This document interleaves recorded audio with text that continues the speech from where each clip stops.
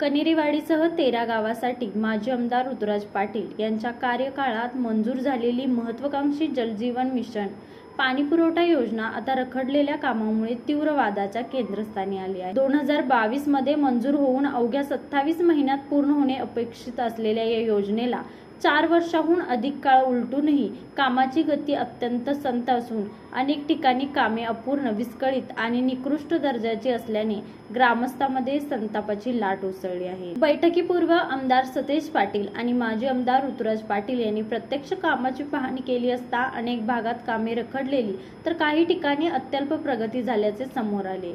या योजनेचे श्रेय ऋतुराज पाटील यांना मिळू नये यासाठी विद्यमान राज्य सरकार आणि काम करणारी mega engineering and infrastructure company मुद्दाम विलंब करत असल्याचा गंभीर आरोप ग्रामस्थ आणि पदाधिकाऱ्यांनी केला। 3 लाखांहून अधिक नागरिकांच्या जीवनाशी निगडीत असलेल्या या योजनेत राजकारण अत्यंत दुर्दैवी असल्याची भावना व्यक्त करत रखडलेली कामे, निकृष्ट दर्जा आणि अधिकाराचा चालढकल भूमिकेविरोधात ग्रामस्थांनी प्रशासनाला धारेवर धरले। आमदार सतेज पाटील यांनी वर्षभरापूर्वी दिलेल्या सूचनांची अंमलबजावणी न झाल्याबद्दल संताप व्यक्त केला, तर ऋतुराज पाटील यांनी अधिकाऱ्याकडून लेखी हमीची मागणी केली।